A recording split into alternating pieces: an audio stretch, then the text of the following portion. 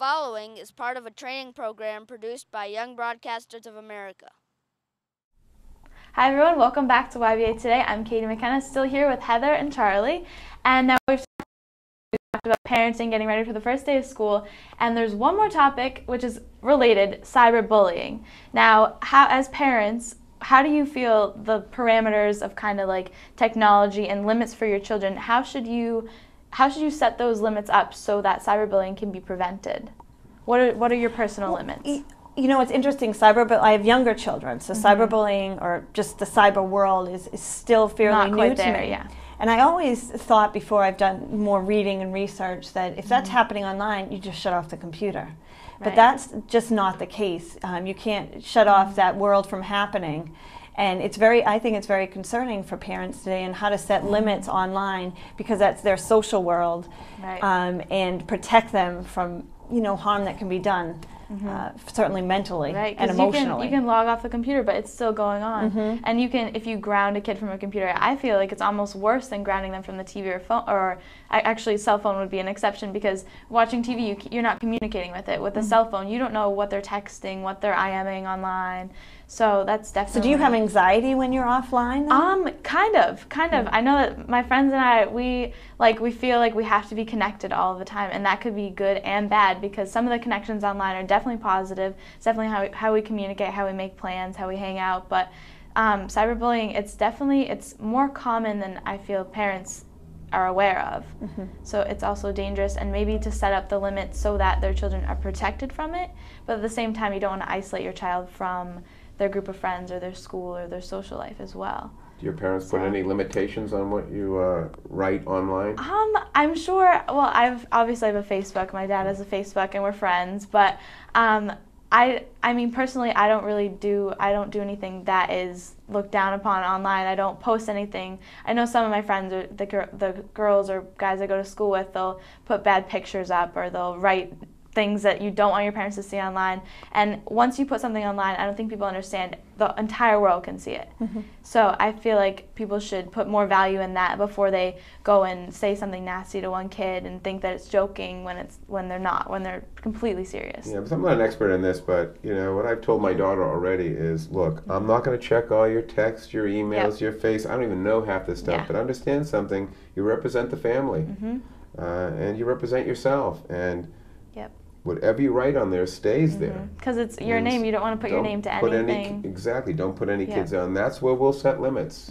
If you're saying things that could be hurtful to other kids or embarrassing to yourself or embarrassing to the family, you represent us, you represent yourself. And so that's where we would set limits. And because I think it really, to stop the cyberbullying, it starts at home and what are the parents doing. And my fear too is too many kids are spending way too many hours texting, Facebook, the whole 9 yards, instead of doing more productive things in their lives. And I've told my daughter, I said, look, you can do all that stuff, but you got to make sure you're involved in some sports, some activities, and that the family is involved with the kid in doing stuff. And so, how far is too far for you? What are the limits that you would place on your child? Like 2 hours a day on Facebook, like. Do you have any personal limits yet? But I think, rather than have a specific amount, it's kind of like on a day-to-day basis or a week-to-week. If we realize she's been on 2, 3, 4 hours every night, and we're not doing anything with her or something, okay, we have to have a family meeting and talk about this. You need to be doing something else. And also, we can't just insist she do something else. We're going to help provide that. Provide some extracurricular activities, a swimming group, or going down to the sports league or to this or that. Parents just can't say to their kids, you can't be on this and then not help provide something else. But really the goal in life is to provide a well-rounded life and experience for our kids. And so I think you just have to monitor and say, look, you can't be on it every day for 3, 4 hours. But then say to yourself, what's my role in that? What am I helping this kid get into? Am I encouraging her to do this, helping her do that? They have so many studies that say adolescent girls who are involved in sports in high school have so far less incidence of eating disorders and serious issues. And so I think you could take that and just extrapolate and say, look, if kids are doing productive things rather than just texting all day and Facebook, they're much more likely to lead a happier life. And so I think there's something to be said for role modeling too. Yes. I know in my generation, Facebook and all, that's new to us too, but I've used that. That's a main form of communication even for myself. And if my kids are younger, but if they see me on that computer a lot, or on my iPhone or whatever it may be, I think they're going to assume that it's okay for them to do that too. Right. I do have a friend who has a teenage daughter who knows all of her passwords and can access her accounts. How do you feel as far as that with privacy issues? For me personally, that would be a violation of my privacy. Because not that I have anything to hide, or my friends or people that I know, it's the fact that your parents have that ability to look into your personal life and see exactly what's going on. It kind of makes you want to rebel just for the sake of rebelling, almost to know that, oh, my mom, my dad has my password. Well, they don't trust me anyways. Right, so they don't trust me, so I might as well just go out and do all this stuff. Well, if they just trusted you and said, don't do anything bad, you know, I know you're a good kid, then that would almost make you want to respect them. Like my dad and I have this relationship where he basically says, he gives me a lot of freedom because he knows that I won't take advantage of it. So, and that's kind of like, it's almost like, rather than yelling at a child, you just say, I'm very disappointed in you. That's kind of like what's going on. You don't want to break that trust, because once you break it, it's hard to get back. So that's kind of... That's a great point. You know, I know my father, that's all he had to say, I'm disappointed, but he let me do anything. Yeah, exactly. I think with the password thing, I would only revert to that if we had some hardcore evidence that the kid was doing some really bad things online. And then, you know, and I would tell her beforehand, look, just like your father, hey, I trust you, this is yours. Don't do anything But of bad. course, if you started sending crazy emails and I'm getting all these reports and this and that, then we might have to go that route. But I can't imagine ever doing that route. But I would only go to that after the kid has failed a few times and has done some. And then, only then I would say, okay, you lost your trust. I need the passwords. 3 months from now, we can revisit this. And so, you know, a lot of times with kids, it's an issue of trust. And I say trust is something you can earn and lose. Right now, you know, like say I ground a teenager. My daughter's a teenager, I ground her. You know, I would tell her, you're not in to be in pain. This isn't a punishment. You lost your trust because you came in past curfew or you did this online. You're in for a while, you earn back your trust, you can watch TV, and then you get it back. And so it's something you earn and you lose. But I think your point is a really good one.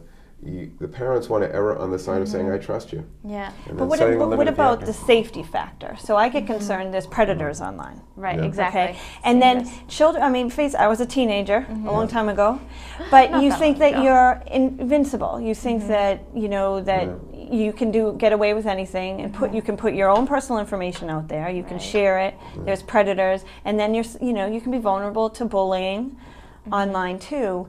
It's trying to find how can you keep them safe without, you know, making them feel that you don't trust them, because I think that you can talk to kids, but are they going to listen? But you can have parameters. Like my daughter is 11, but she's been doing this Club Penguin and all this kind of stuff for 3 years now. But she knows religiously you don't give out any home address, you don't give out any phone numbers. They need to know that. You know, maybe your first name and initial, and maybe the town, but that's it. And so they need to know. And then as they get older, then there is that trust thing. But I think there has to be again that constant reminder. Look, you don't know who this person could be. Right, and maybe so be careful about your phone numbers and this kind of personal information. And maybe the real solution is, instead of having an open relationship where you're like, I need to have all your passwords, all your information. Instead of that kind of open, you have an open communication relationship with like person to person. Like I know one of my best friends, she has a great relationship with her mom, and they talk about everything. And her mom doesn't have her password. She doesn't check her text messages because she doesn't have to, because she can just sit down and be like, hey, how was your day? What's going on? Have a normal conversation that way. But then there's also the fine line between, to turn to like a more serious subject of the school shootings. Whose responsibility is it for the kids who were in their room seemingly doing nothing wrong? Is it the parents' fault because the parents weren't checking their emails and what they were doing online? How as a parent, if your child did something so destructive like that and bullied other kids or took it too far, took it to that extreme, would you consider yourself responsible because you didn't check up on that? And that's kind of the, who knows if there's an answer for that, and maybe we'll talk about that in the next episode. But that's all we have for today, YBA Today. We're here with Heather and Charlie, and thank you very much for watching, and thank you guys so much for coming on the show. It's been great. Thank you for having us. And I'm Katie McKenna here with YBA Today, and stay tuned for next episode.